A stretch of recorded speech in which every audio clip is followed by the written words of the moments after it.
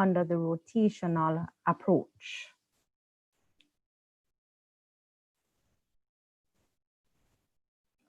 And we know this now. So we currently have COVID, or COVID has been here for a while.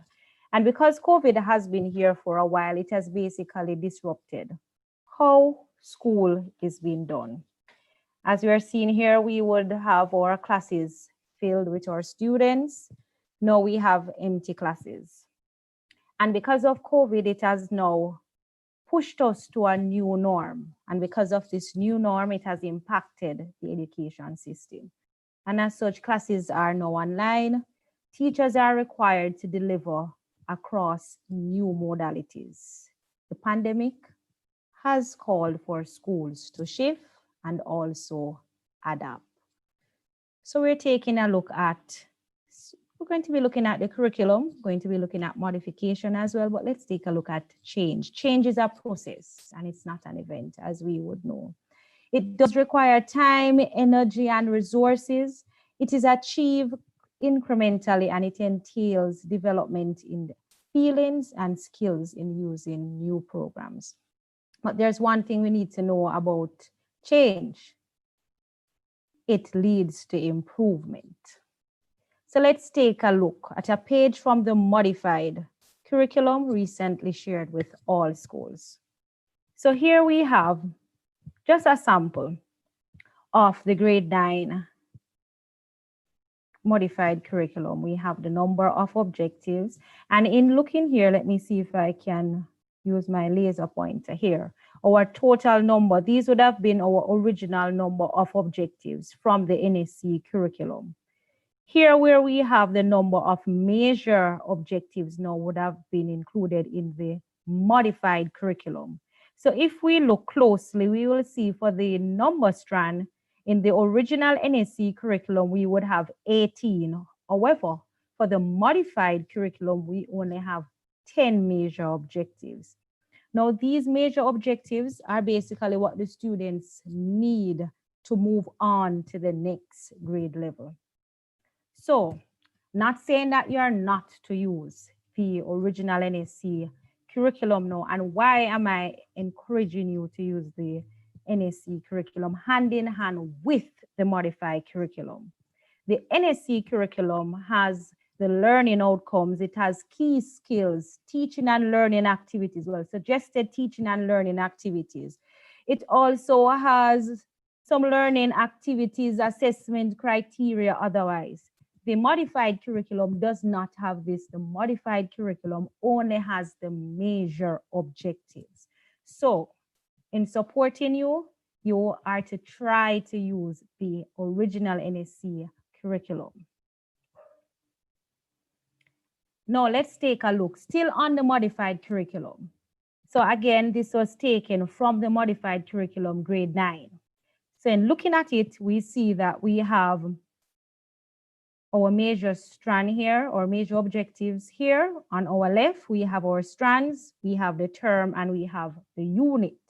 Now, if we take a closer look here, we realize that the modified curriculum only gives us the major objectives, which means if we look at the terms here, we realize that it's not in a sequential order. And because it's not in a sequential order now, we have to spend the time as heads of department now to ensure that we align our objectives in a scope and sequence to be done by term.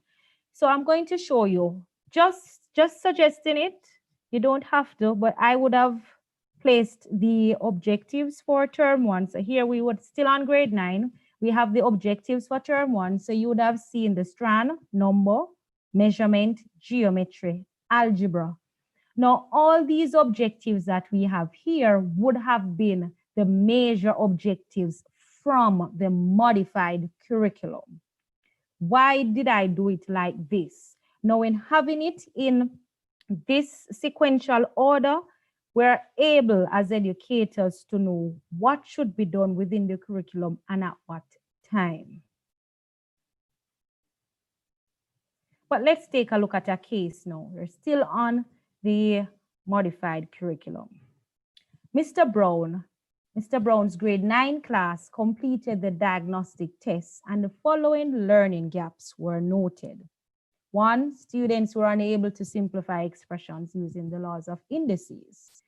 2, students were unable to determine the mode, median, and mean from a frequency table. And 3, students were unable to identify images of objects where the mirror line is in or is any given line in the plane.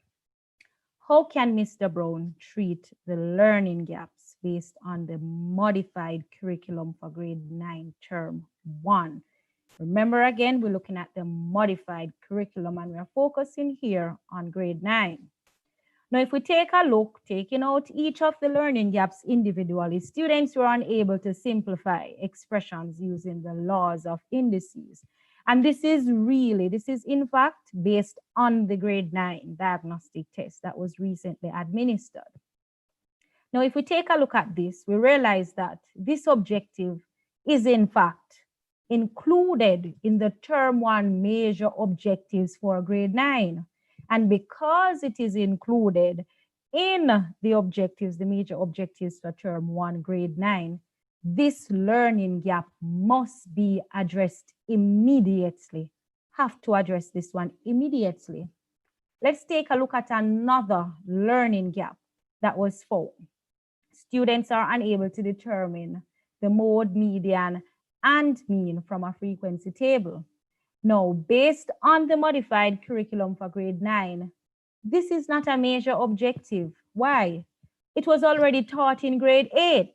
So even though we're recognizing that it was a learning gap from the students' data, the students' performance, because it was already taught in grade 8, we don't have to address it right now. It doesn't need to be addressed immediately.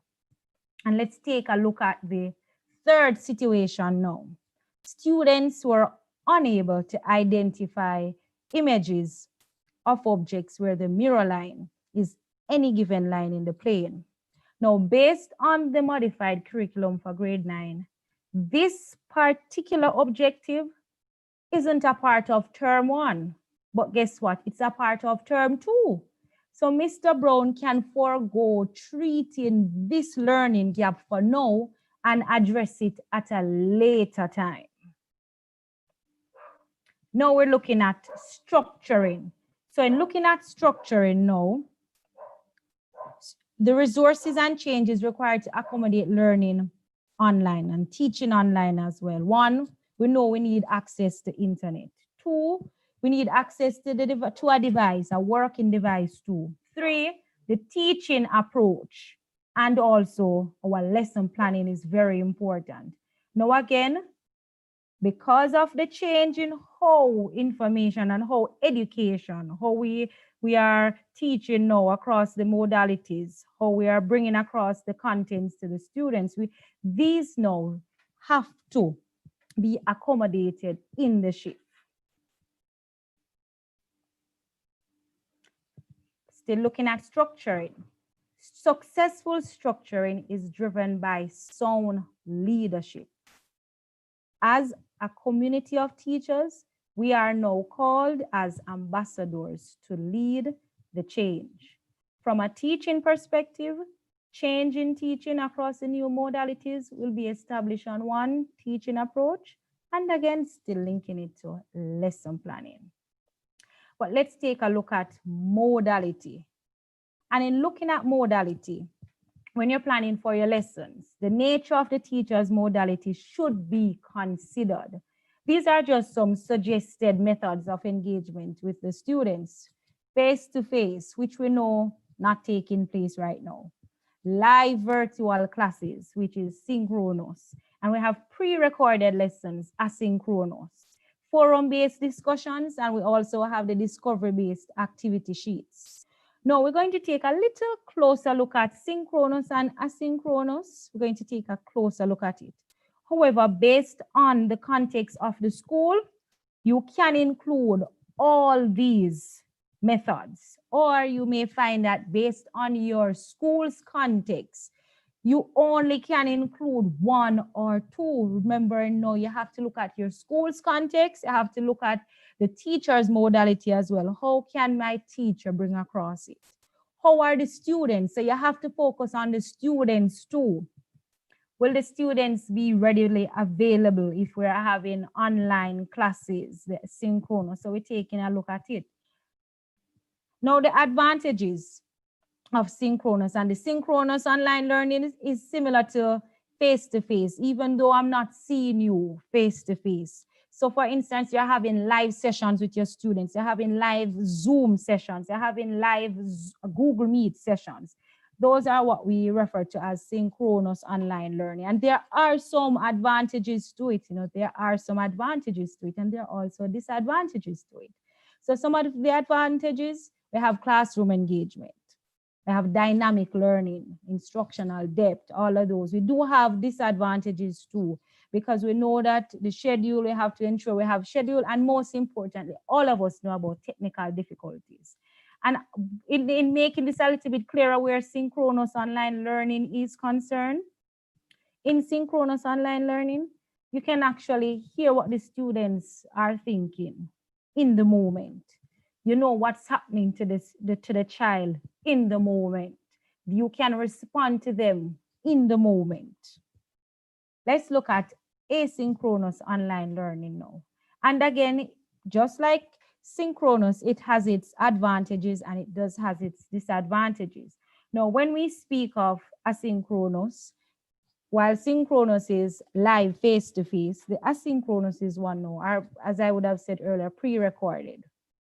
So with the pre-recorded now, you can do a video, send it to the students, they can watch it twice, 3 times, however many times you want them to watch it. You can even ask them to answer questions based on the video that they would have watched. And it also allows the students to engage with the learning material within their own time.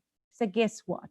They will always have the video that Miss sent to look back at. So when they're doing their revision, when they're preparing for the next class, they'll have those videos to look back at in their own time. So if something wasn't clear in watching the video twice, 3 times, even 4 times, it may become a little bit clearer to them at that time. It also helps the students to work independently. So that's another advantage. It helps them to work independently, especially where pacing is concerned. It helps them to pace themselves. Because remember, some of our students, they will get it at the first go, while some won't get it at the first go. How does the modality impact the curriculum? 1, it informs how you structure the curriculum.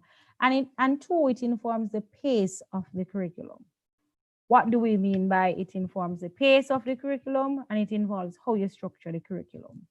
Linking it now back to the scope and sequence that was shared earlier. Now, when you look at the modified curriculum now, and you would have aligned all your major objectives, you would have looked at them, you are now able to look at the reality of your situation, the context of your school, what's happening with the students, how are the students able to access the information, and then now you'll be able to focus. Do we need to step it up? Do we need to slow down? This is linking it to the pace. Can we go a little bit faster? If you realize that you just can't go a little bit faster, what can we do then to fix this gap? Because we have to fix it so that our students are not way behind.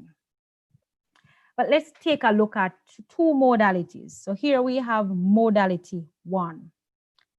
Students of grade 9 attending MOEI school have reliable internet connectivity and have covered all 6 objectives that are suggested from the modified curriculum to be taught during a 4-week period. Now, there are some modalities used by Mrs. Spark. Some of these modalities, we have Zoom class. She used Google Meet. She also used Google Classroom, and she used WhatsApp. Let's take a look at another modality, and this is reality.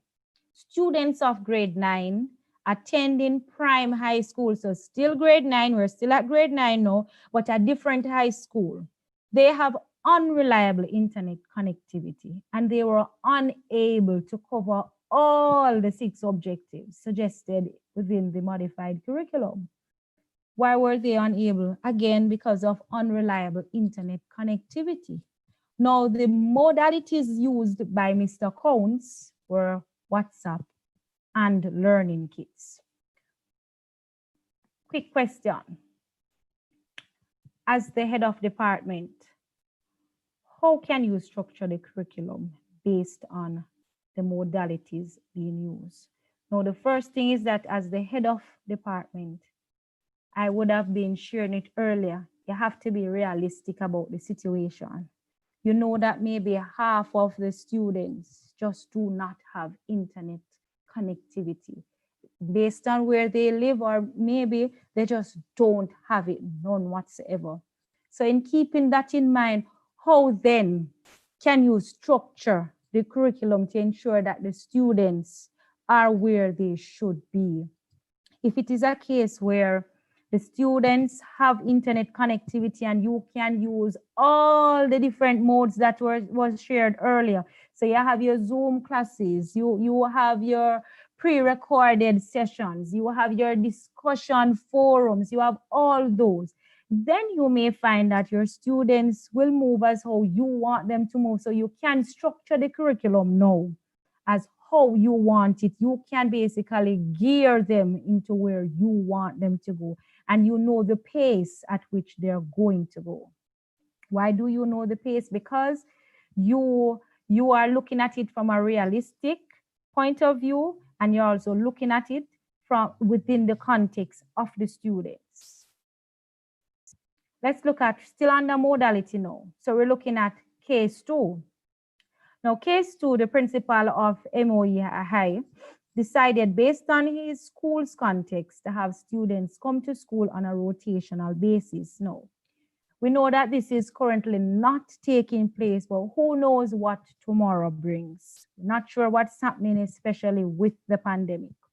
Now, Mrs. Sunshine, a grade 7 teacher, acknowledges, so she's basically using these methods to engage her students. She's using the face-to-face sessions, she's using YouTube videos, she's using practice activity sheets, and she's also using virtual manipulatives. Now, in consideration for her school's context, so she basically knows what's happening with her students. So she knows that her class is divided in 2 groups. One is present at school, one is at home. She also knows that 70% of her class has access to internet from home. She knows that 20% of the students can access through data plans. So even if they don't have Wi-Fi, they can access classes via data plans. And the remaining 10%, they have no way whatsoever of online information. Let's look at her plan, and we call this Mrs. Sunshine's master plan. So her face-to-face sessions now will focus on conceptual content delivery due to the fact that not all students have access to the internet from home. Now, the YouTube videos, the video links for the topics to come will be shared with students. So she knows what she's going to teach for next week, for tomorrow then. Let's put it for tomorrow.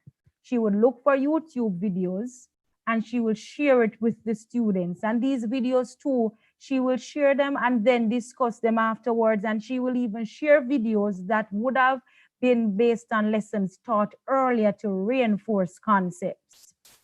Practice sheets, these will be given to students again to reinforce the concepts. So if you look at Mrs. Sunshine here, she knows what is happening to her students. She knows the type, her context basically. She knows what's happening, where they live, their internet connectivity, how it is going, and what does she do? She makes provision for them.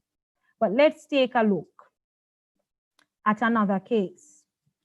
So the principle of commitment high, based on a ministry directive, informed the school that distance learning approaches will use to engage. So they're basically telling that, hey, we're going to be using distant learning approaches to engage the students, which is what is taking place now. Now, Mr. Wright, he's a grade 8 teacher. He acknowledges, he uses these modes of engagement for his students. One, television programs, whether they're watching Ready TV, whether they're on TVJ, whether they're on One Spot Media. He uses Google Classroom as well, WhatsApp group, discovery-based activity. And again, he too is using YouTube videos. Let's look at the context for his school now. So he knows that all his students will be at home. Remember now, this case is where distant learning approaches are taking place. He knows that 30% of his class have access to internet from home. He also knows that 30% of the students can access through data plans, while the remaining 4% have no access to online information, none whatsoever. So we're seeing two different cases here, two different sets of modality cases taking place right here.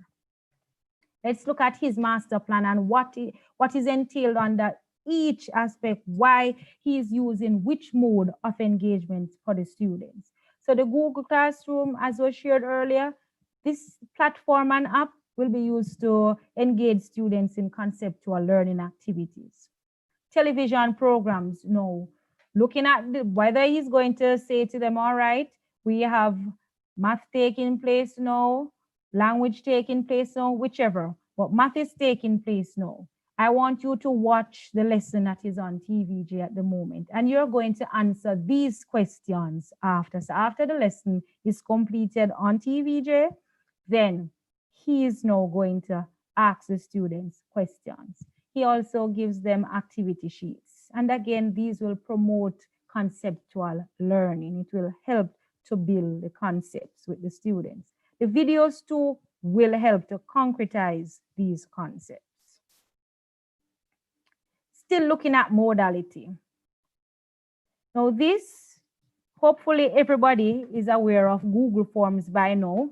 So after teaching is done, the objectives are being covered, now is test time, or you may want to give them just a little quiz to see what's happening.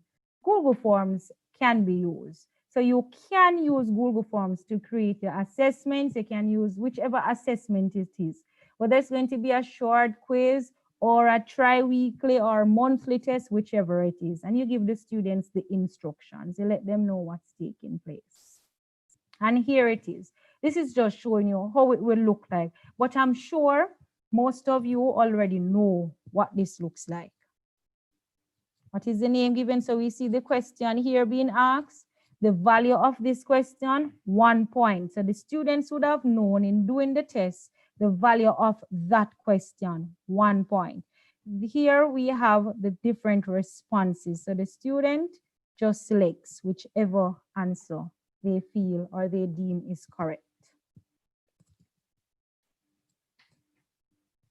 Now, in case you want the students to watch a video, you can also have them watch a video and complete the activity sheet after they would have watched the video. And all this is done in Google. Google is a very good platform. Not saying that it's the only platform, but it's a good platform that can be used. Let's take a look at monitoring. So after you would have sat down with your department, so you're the head of department, you would have sat down with your teachers, you would have structured the curriculum, you would have basically, after you structure the curriculum, and in structuring the curriculum, have your objectives in the scope and sequence, so you know what should be taking place, what takes place in monitoring. So let's take a look.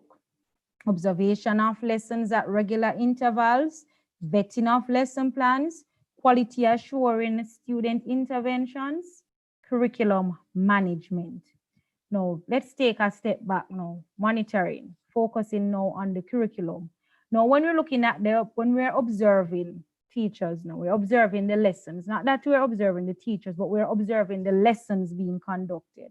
And we ensure that we're observing them being conducted at regular intervals. In observing them, we need to ensure we know which objective should be taught at that specific time. So we too, after we would have sat down with the department, structured the curriculum, we need to know what is happening. We need to be aware of what should be done at that particular time.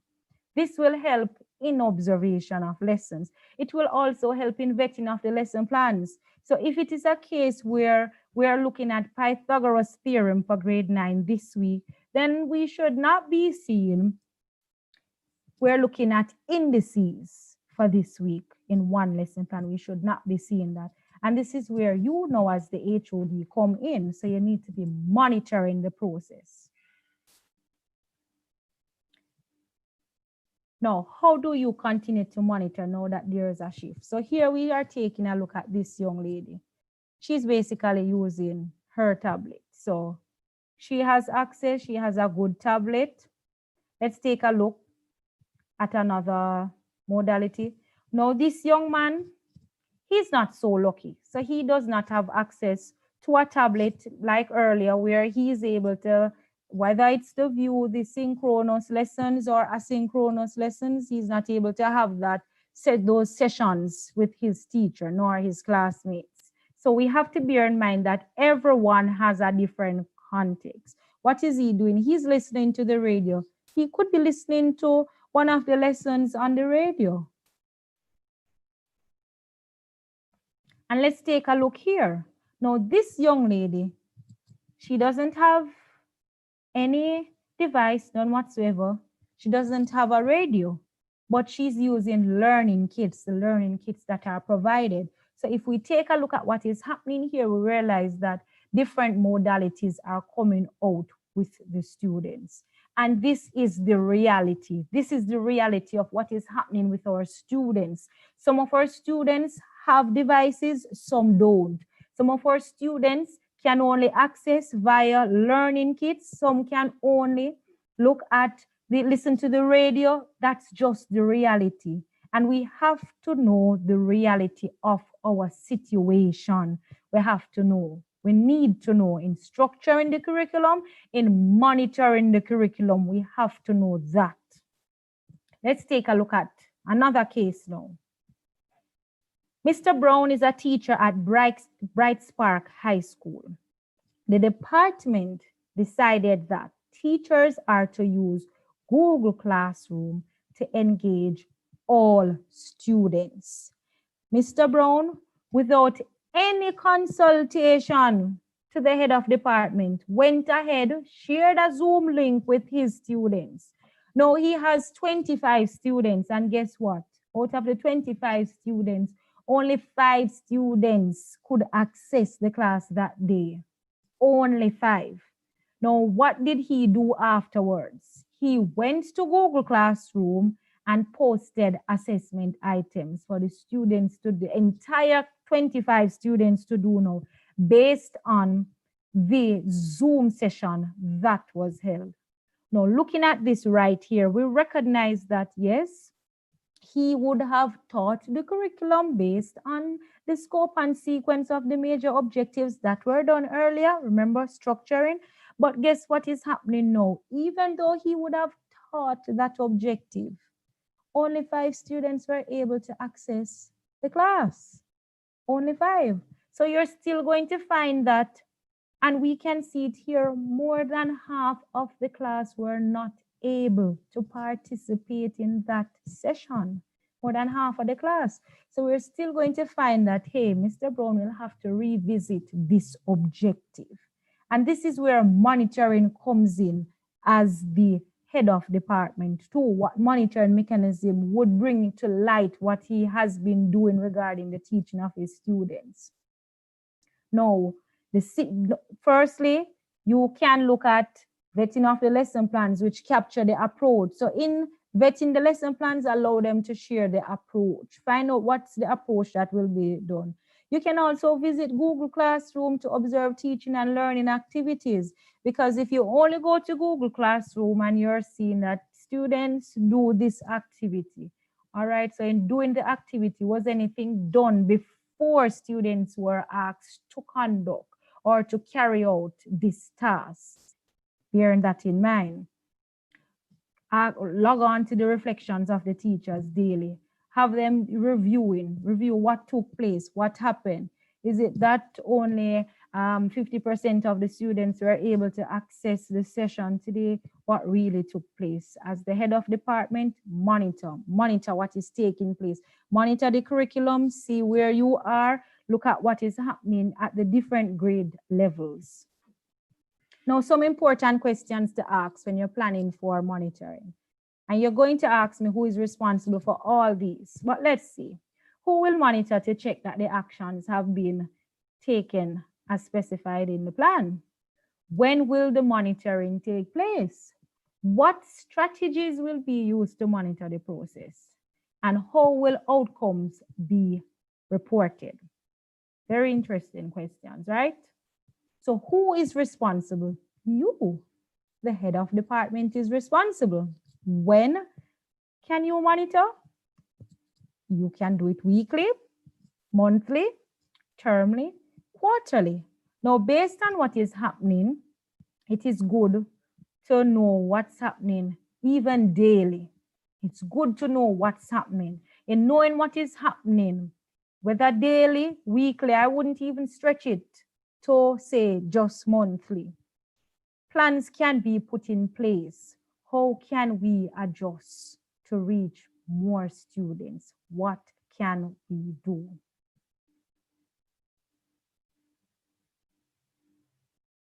What strategies? Standardize data, linking it back now to the slide previously with monitoring. What strategies can be used? Standardized test data, standardized data collection and reporting, standardized data collection forms. And some examples are listed here. Lesson plan observation forms, logbooks, class progress, class or progress report of the students, all that. Now, bearing in mind that, again, you have to monitor what is taking place to check that the actions that have been specified. So based on your department meeting, ensure that this is what is happening in the class. You have to ensure that. And in ensuring this, this is where it brings out now how you are monitoring, whether you're monitoring weekly again, daily, looking at the lesson plans, weekly, however you look at your lesson plans, looking at the report of the students, looking at the progress display board, or even the logbooks. Now, how will the outcomes be reported? You can have verbal reports during regular staff meeting or even departmental meetings. So when you're having your departmental meetings now, or even if you arrange a meeting just like that, you may have seen what is taking place across a board and you want to find out what's happening, so you arrange a meeting. So in this meeting now, the department or the special arranged meeting, you can find out what's happening. This is a verbal report. You can even ask teachers to send the reports via emails. Comments made on overall progress in shared Google Sheets forms. And we're going to take a look at our Google Sheets forms shortly. We're going to take a look at that shortly. Some monitoring strategies, progress board, as I would have shared earlier, the Google Suite, which links us back to Google Forms, Google Docs, Google Sheets, meeting platforms, whether we're using Google Meet, Zoom, we can even use polls to see what's happening. We can have other means of reaching via WhatsApp, which a lot of persons are using now because it's the best, one of the best ways to reach someone to get information now, or just telephone, or a supportive call, asking, how was class today? How were the students? How many students were in attendance? Can do that. And another thing is to meeting the deadlines. Within the group meetings that were shared earlier, well, the departmental meetings that you would have with them, find out what's happening. So here goes. So we're looking at Google Docs now. So this is one of the ways monitoring can take place. So you have the name, the assigned activity, comments. And this document can be shared with all members of your department, all your team members. It can be shared with. Now, in sharing this with all your team members, you can either allow them to edit, or if it's just that you want them to view, you can only have, you can allow them to only view. It's really your choice based on your motive behind the document, or your intention then behind the document. Here we have Google Sheets. So you have a name, the major task, whatever comments is taking place. And you can have this as your progress sheet. Maybe you have such students who are present for class today, okay, what's happening, or a major task, meaning then that, all right, this is what is going to be done within the department. Let's see what is taking place. You comment on what happens. And here you have, you can rename the sheet. Hoping that you're seeing here, you can rename the sheet with the name, the month, the quarter, whichever one that suits you, you can rename the sheet. Then we're going to be taking a look now at Google Forms. And here we have Google Forms. So you could have, okay, Miss Rowe here, she's updating on an assigned task. So she would have been doing pull-out sessions with grade 11 students, and she would have started, and they are held on Mondays at 3 p.m. to 4 p.m. So you actually know what is happening. Comments, paper requested for printing worksheets were received, and printing will be done on Monday, October 19. So you can have the comments, what is taking place, as well as update on the assigned task, linking it now back to the Google Sheet that was shared earlier, where the major task is and the comments. And here you can look at the response. So you can share it with all the teachers. All of them can respond. And in all of them responding, you will be able to see who responded from who did not. And if you are expecting them to respond and they have not responded, you can simply give a follow-up call to say, hey, Mrs. Rowe, Miss Rowe, I'm still waiting on you to respond to the form.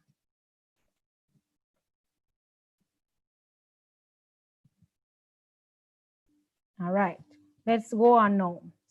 Here you can see same thing that was shared earlier, the update on the assigned task, the comments. So you're basically looking at the response. This is how you would see it. So after the teacher would have responded, this is how, or this is what you will see. And again, what you will see, just going through what you will see. Here we have another Google Sheet. So we have Miss Rowe responded, what the update was, what the comments were. So just going through what it really looks like. Okay, let me shift this so you're able to see. Mathematics Department Progress Report Meeting. How are things progressing? You find out what's happening. Here again, we have different modalities taking place. So let's go a little bit further.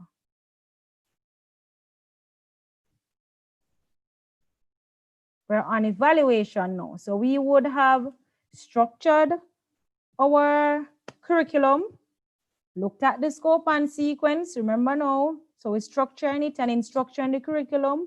We have our scope and sequence.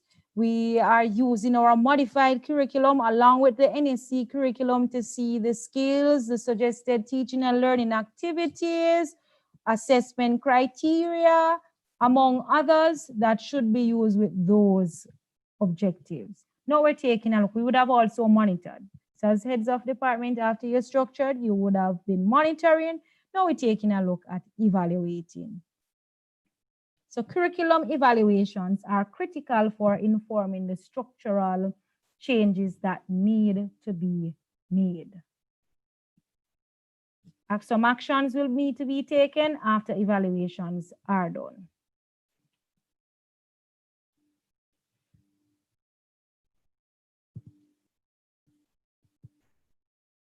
All right, so let's take a look at this case.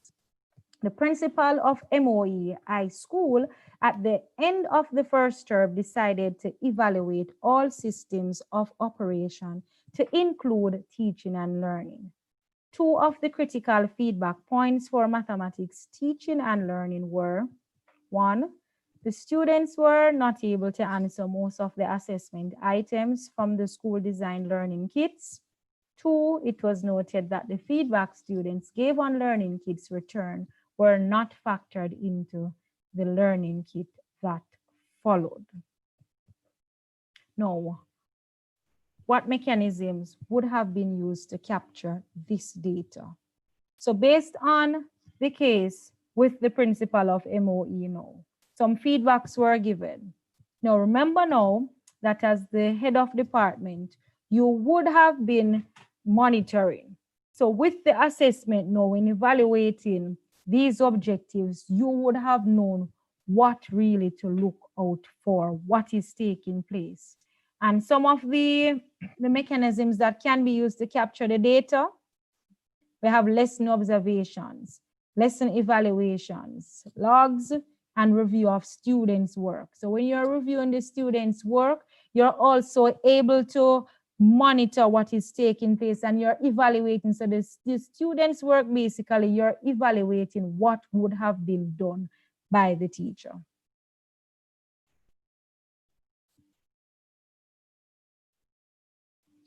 We're still here. A shift requires, and we are going through a shift now. So we have shifted, and it does require us to be adaptable. The challenges require rapid learning and innovation. And most importantly, it calls us to step outside of our comfort zone. Now, bearing in mind that we looked at 3 areas for today: structuring the curriculum. Remember, in structuring the curriculum, you would have had a modified curriculum looking at. Within the modified curriculum, you have the major objectives, which means if you have the major objectives, they are not in a sequential form. So you are now going to have to sit down with your department and even monitor the process too, to have the objectives be in a scope and sequence. I'm just recapping what would have been done earlier. Now, after you would have had you would have placed your objectives in the particular scope and sequence, you now know what you're working with. So in knowing what you're working with, you can go ahead and monitor. Remember, in monitoring, you have to look at how when you're monitoring, you have to basically look at your modality. You have to look at the context of the school. You have to be realistic too. If you find out that one mode is not the most ideal based on the students, you may have to adjust, because we want to ensure that our students are where they should be. And finally, we look at how we evaluate the curriculum. Evaluating the curriculum now, we're looking at the students' work. We're looking at progress report on the students. So we have to bear all these in mind when we're doing the curriculum. Again, our focus for today was structuring, monitoring, evaluating the curriculum on a rotational approach. Now, bearing in mind, we are doing virtual sessions now. Virtual sessions meaning we're using the LMS. Some persons using Zoom classes, some are using WhatsApp. It really depends on your context. It depends on the reality of your students. It depends on what is taking place, the context of your school, basically. So you have to bear that in mind. And we have come to the end of our session for this afternoon. Now, the numbers that are listed here and the person's name, these are the regional mathematics coordinators for the 7 regions. Here, I also have their email addresses as well as their telephone numbers. So if you need any information, if you need any assistance, feel free to call any of the regional mathematics coordinators. So I'll give you around 10 seconds in case you want to maybe take note of one of their names, the email address, and the phone number. I'll give you around 10 seconds.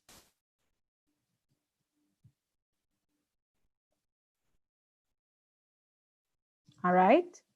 And then please don't leave today without evaluating the session. Now you can evaluate the session by either scanning the QR code on your screen now, or the link should be provided in the chat by Mr. Ejil. HODs, it was my pleasure being your presenter for today. I do hope you continue to be safe, and I do hope you continue to have a wonderful evening. Now, remember, if you need assistance, you can request assistance or support from any of the regional mathematics coordinators. Take care. Mr. Ejil, I now hand over to you. All right. I want to take this opportunity to just thank Mrs. Johnson Burrell for her insightful presentation. I'm sure there's much that HODs you have learned today, or at least there have been something that have been reinforced for you that you will have to put into your practice. At this point in time, we want to open the floor for any comments or questions. So you can do so by just raising your hand.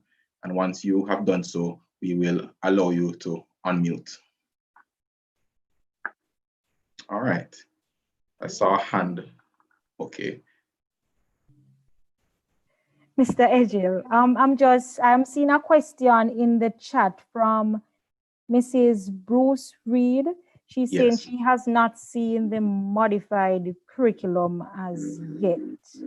All right. You can go ahead, sir. All right, not a problem. So the modified curriculum was recently, and I'm coming to you, Mrs. Bingham, shortly. So the modified curriculum would have been shared in a bulletin. I believe it's bulletin 185. It was sent to all the schools. But if you have not yet received it, it is okay. You can just leave your email address in the chat, and we'll add that to the things that we'll send to you today, because we'll be also sharing the YouTube link for this session so that you can also go and share it with your colleagues for those who could not attend the session. All right, so again, if you have not received the modified curriculum, just leave your email address in the chat. We'll take it down and then we'll send it to you. All right, go ahead now, Mrs. Bingham. You can go ahead and unmute.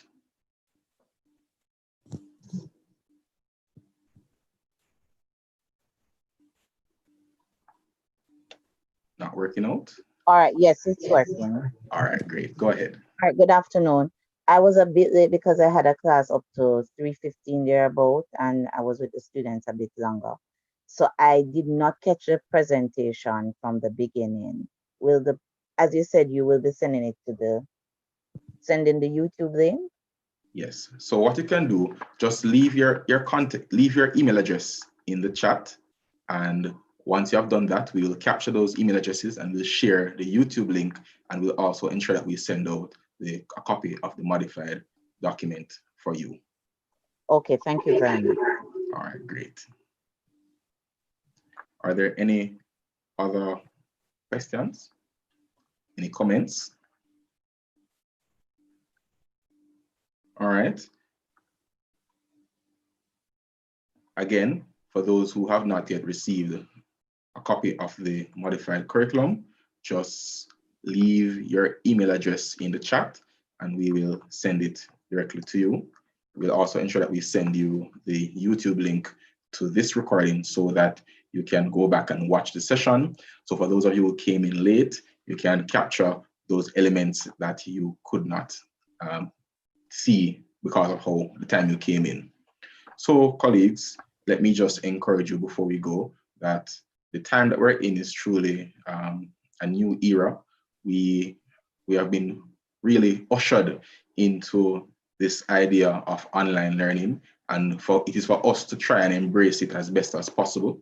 And as we work to embrace online teaching, we want to ensure that as HODs, as leaders of your schools, you put out all the right steps needed to ensure that your teachers are comfortable and they understand and they're willing to work through the step by step as we work to create a new structure. I must emphasize that before COVID, we were operating based on a structure that was designed and built upon over hundreds of years. But right now, we are the ones pioneering this new structure. We are the ones who will be the forerunners for online education in the country. And so with this change, there comes also some level of challenges and difficulties. But it's for us to ensure that as we work through the challenges, we document through monitoring and evaluation, and we try and we take the risks necessary to ensure that we understand what is going on and find out what is the best approach to deliver to our students. So of the key points today, you want to ensure that you identify the learning gaps for your students, utilize this information along with the modified curriculum to scope and sequence your delivery, look at the modality that you have as well, and ensure that you are monitoring the teachers as they deliver throughout this time. All the best to you, and I really hope that you would have garnered much from the session. Mrs. Burrell, just capture the emails for us from the chat so we can send this out to our colleagues as soon as possible. All right, everyone, please do take care and all the best. Colleagues, please remember to evaluate the session before you go. Please remember to evaluate the session before you leave. We will be sending, as Mr. Ejil said earlier, we will be sending the information to you in short order. So please remember to evaluate the session. Thank you.